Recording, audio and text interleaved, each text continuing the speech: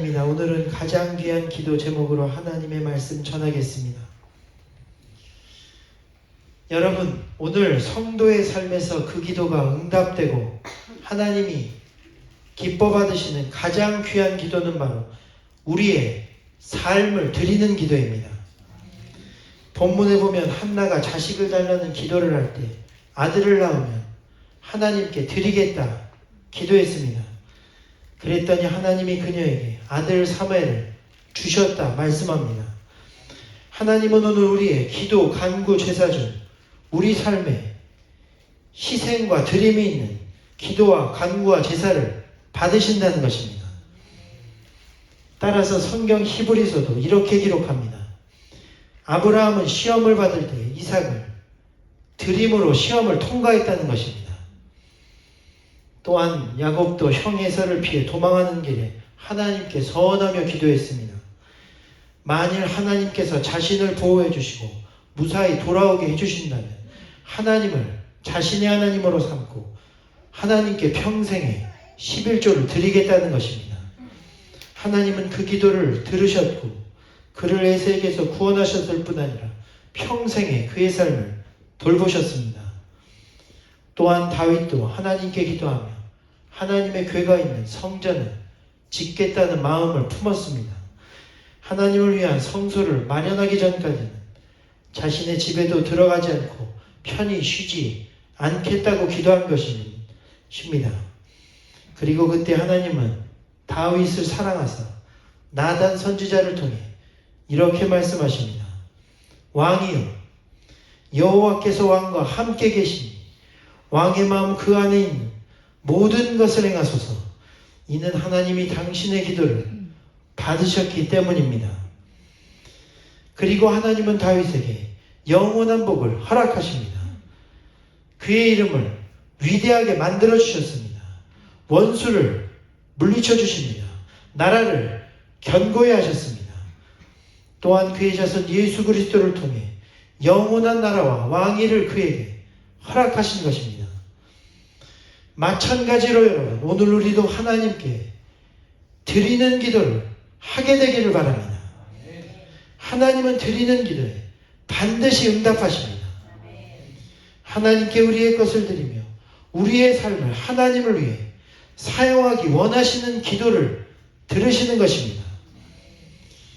그렇습니다. 오늘 우리의 삶 가운데도 교회와 가정에서도 드림과 희생의 섬김과 봉사가 있을 때 열매를 맺습니다. 기도도 마찬가지입니다. 우리의 기도도 하나님께 드림이 있는 기도가 될 때 하나님은 그 기도를 가장 귀하게 여기십니다. 드리는 것에는 희생이 들어있기 때문입니다. 하나님은 언제나 희생의 제물을 귀하게 여기십니다. 예수님의 기도도 하나님이 들으신 이유는 눈물에 간구가 있었기 때문이라는 것입니다. 히브리서에 보면 그는 육체에 계실 때에 자기를 죽음에서 능히 구원하실 이에게 심한 통곡과 눈물로 간구와 소원을 올려드렸고 그의 경건하심으로 말미암아 들으심을 얻었느니라 말씀했습니다. 거기다 주님은 자기 목숨까지도 제물로 드리셨습니다. 그 기도를 하나님은 결코 잊지 않으셨습니다. 예수님의 희생과 드림의 기도를 통해 인류가 구원되게 하신 것입니다. 그래서 여러분, 오늘 바치고 드리는 기도를 다른 말로는 서원 기도라고 말합니다. 서원 기도는 하나님께 특정한 약속을 드리는 기도의 형태로 영어로는 vow prayer, 맹세 기도라고 말합니다. 이러한 서원 기도는 하나님께 어떤 은혜나 응답을 구하기 위해 그에 대한 어떠한 특정한 행동이나 헌신과 드림을 약속하는 기도를 의미합니다. 하나님은 그 드림의 기도를 들으신다는 것입니다. 그런데 중요한 것은 그 서원 기도 중에서도 가장 강력한 서원 기도가 있습니다. 그것은 하나님께서 주시는 모든 응답을 오직 하나님의 뜻과 영광을 위해 사용하겠다고 드리는 서원 기도입니다. 다시 말해 나의 삶 전체를 드리는 기도입니다. 나에게 응답을 주시면 이것을 온전히 주님의 일을 위해 사용하겠다는 것입니다. 건강 주시면 선교를 위해 사용하겠다는 것입니다. 재산과 직장 주시면 복음 전하는 일과 교회를 세우는 일에 사용하겠다는 것입니다. 자녀를 주시면 평생 삭도와 포도주를 대지 않고 거룩한 주님 일에 쓰이는 성도가 되게 드리겠다는 것입니다. 오늘 한나도 아들을 얻기에 어느 정도로 선하여 드렸는가? 아들을 주시면 아예 성전에서 하나님을 섬기는, 지금 말로 목사와 목회자로 하나님께 드리겠다는 것입니다. 그렇기 때문에 오늘 하나님은 그녀의 기도를 들으셨습니다. 뿐만 아니라 그렇게 주신 사무엘을 통해 하나님은 사사기 400년 동안에 이스라엘의 암흑기를 끝내시고 새로운 시대를 열어주셨습니다. 오늘 여러분도 여러분 전체의 삶을 하나님께 드리는 기도를 하게 되기를 바랍니다. 그러한 기도를 받으시면 하나님은 절대 그냥 계시지 않습니다. 우리의 마음을 받으시고 필요한 것 이상의 것을 주십니다. 우리는 한나와 같이 필요한 아들과 응답을 구하지만 하나님은 위대한 선지자와 나라를 구할 인물을 주시는 것입니다. 처음에는 이러한 기도가 어려울 수 있습니다. 우리는 필요한 것을 달라고만 할 때가 많습니다. 그러나 우리가 계속 기도하면 하나님은 우리 기도의 레벨을 바꾸어 주십니다. 달라는 기도에서 주시면 하나님을 위해 드리겠나이다 의 기도로 바뀌게 하시는 것입니다. 오늘 한나의 기도가 그랬습니다. 그녀는 그녀에게 닥친 환난과 궁핍밥 때문에, 또한 아들을 낳지 못하는 무시와 서름 때문에 늘 울며 기도했습니다. 그러나 그 뒤 놀라운 것은 그녀의 기도가 바뀌었다는 것입니다. 달라는 기도가 아니라 이제는 드리겠다는 기도로 바뀌었습니다. 내 삶 속에 필요한 것만을 채워주시는 하나님이 아니라 이제는 하나님을 위해 드리는 삶이 되겠다고, 하나님을 사랑하며 나의 것을 통해 주님이 높임받아 주옵소서. 그녀의 삶을 드리는 기도로 기도가 바뀌었습니다. 오늘 우리도 우리의 기도의 제목이 바뀌어 이제는 내 삶을 드려 그의 이름과 나라와 영광을 위하여 살겠다고 그런 기도를 올려드리게 되기를 바랍니다. 그 기도를 하나님은 가장 귀하게 아름답게 받으십니다. 12세기 이탈리아의 성자로 교회 역사에 가장 존경받는 인물 중 하나의 아시시의 성자 프란시스가 있습니다. 그는 1181년경 이탈리아 아시시에서 부유한 상인의 아들로 태어납니다. 젊은 시절 그는 풍족한 환경에서 자라며 군인이나 귀족과 같은 직업을 꿈꿨고 화려한 삶을 살며 친구들과 사치스러운 생활을 살아갔습니다. 그러나 1202년 당시 페루지아와의 전투에 참전한 후 포로로 잡히게 되었고, 이때 전쟁에 대한 경험이 그의 가치관에 큰 변화를 주게 됩니다.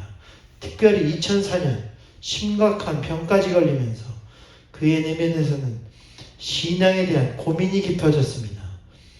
이후 기적적으로 병에서 회복된 그는 점차 신앙에 깊은 관심을 더 갖게 되었고, 그리고 이윽고 세속적 모든 욕망을 내려놓기로 결심한 그는 하나님께 자신을 바치기로 결심합니다.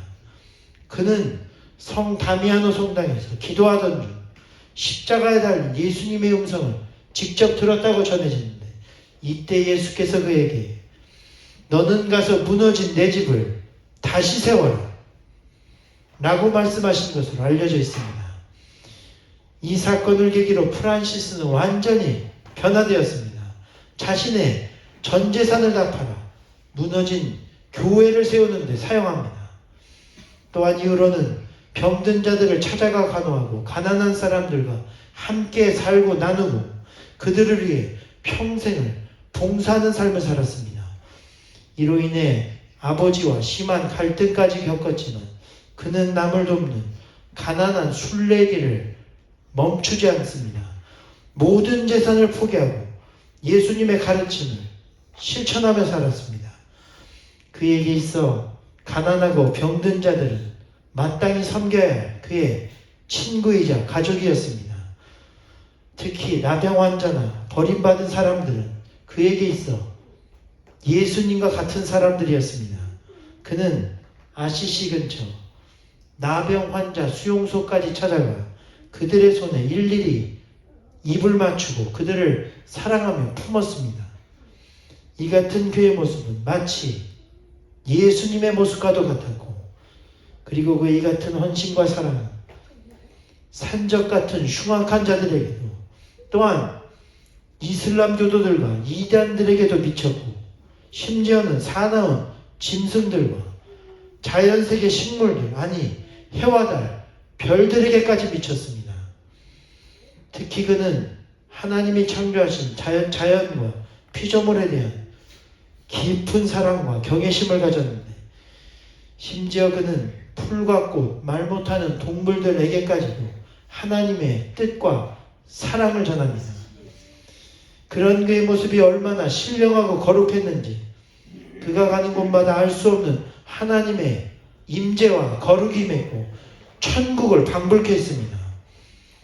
그중 가장 유명한 일화 중 하나는 어느 날 굿비어라는 마을에 사람과 가축을 해치는 무서운 늑대 한 마리가 나타났는데, 그 때문에 마을은 큰 피해를 당하고 두려움에 휩싸였습니다. 그런데 이때 그 늑대의 문제를 해결한 것이 바로 프랜시스입니다. 그 소식을 들은 프랜시스는 그 즉시 늑대를 찾아가 마치 에덴 동산 시절 태초의 아담이 동물들의 이름을 하나하나 지어줄 때 동물들과 허물없이 친밀했던 것처럼 늑대와 대화하듯 이야기하며 이렇게 설교했다고 합니다. 사랑하는 형제 늑대요, 하나님이 처음 세상을 창조하실 때는 모든 피조물을 선하게 창조하셨는데 그대가 오늘 이렇게 된 것은 무슨 이유가 있을 것이라고 생각합니다. 그러지 말고 나와 함께 내려가 하나님이 당신을 처음 지은 상태대로 사람들과 다정하게 지내도록 하십시오. 그렇게 설교하였는데 놀랍게도 그 늑대는 으르렁대던 이빨을 거둔 채 조용히 그를 따라 마을로 내려오는 2년 뒤 죽을 때까지 마을 사람들과 평화롭게 함께 살다 죽었다는 것입니다. 여러분, 이 같은 일들은 인간의 상상을 초월하는 일이었습니다.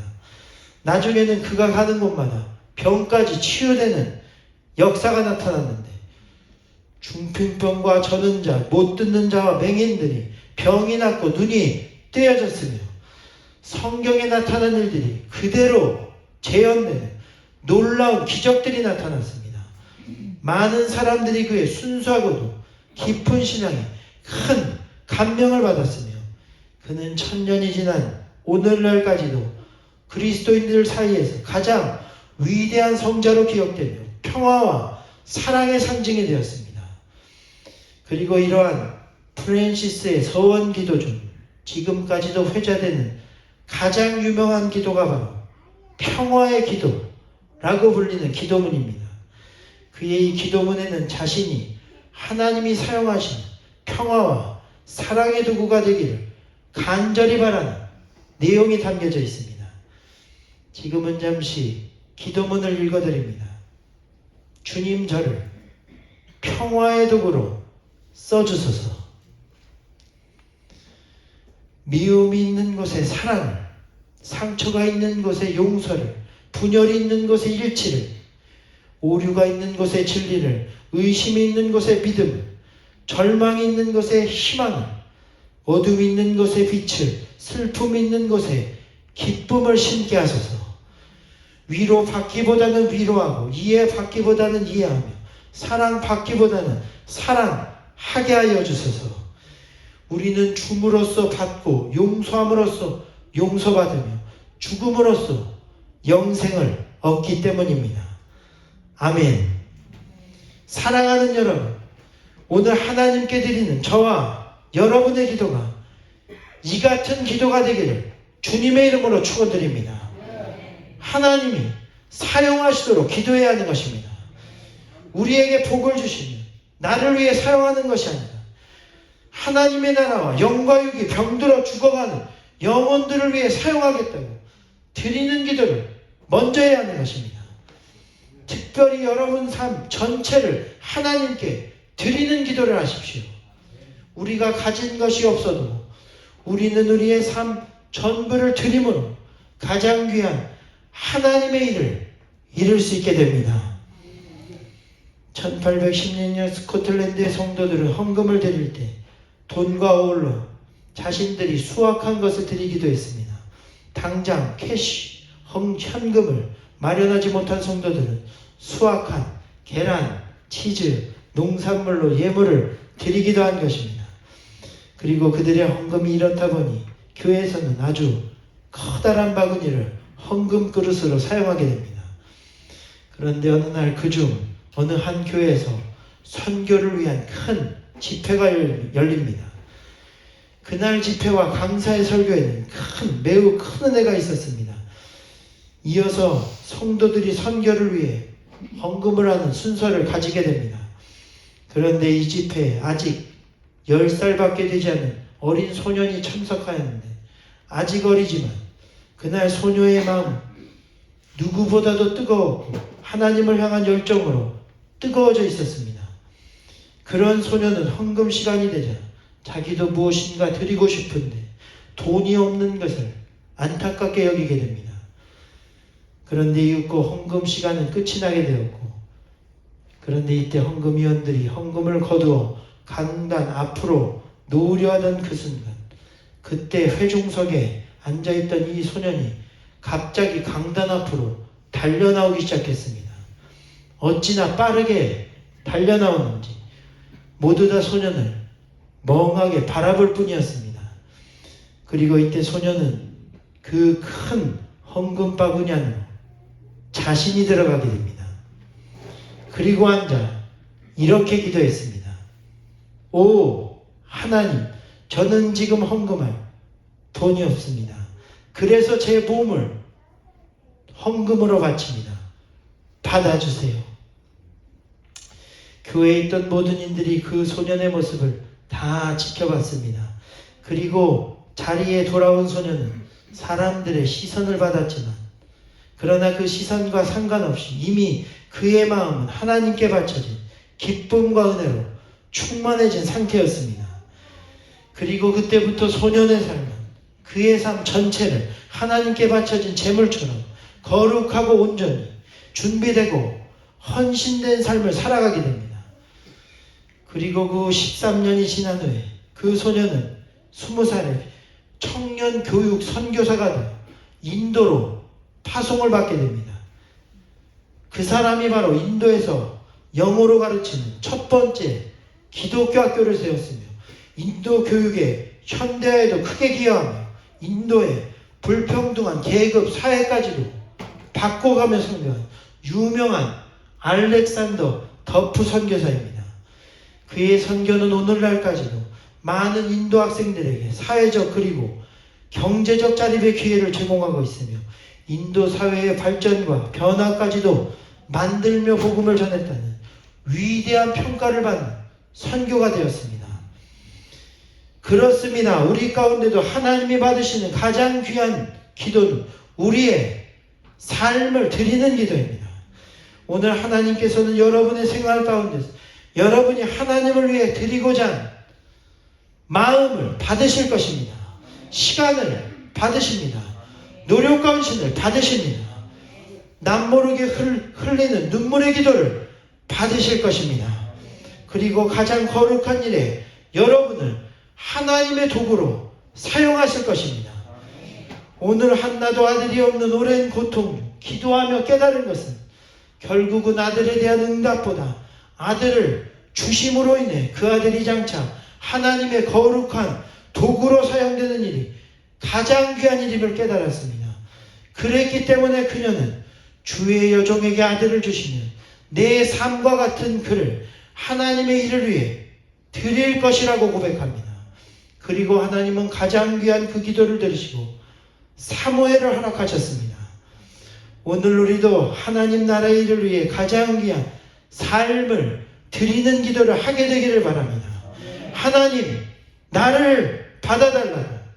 부족하지만 내가 내한 주님을 사랑하는 마음, 나라와 민족을 향한 열정, 주님 일에 쓰임받기를 원하는 거룩한 마음의 소원과 간구, 그 마음을 받으시고 내 삶을 사용하여 주시옵소서.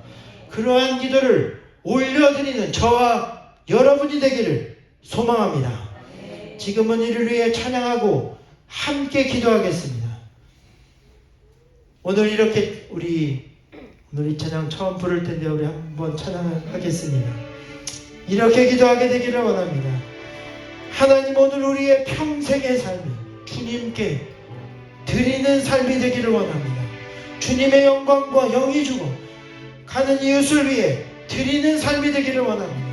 우리 내 삶의 이유라는 찬양 부르시네 하나님께 이 시간 간절히 기도하는 시간을 갖겠습니다. 우리 가서 생각하며 기도합니다.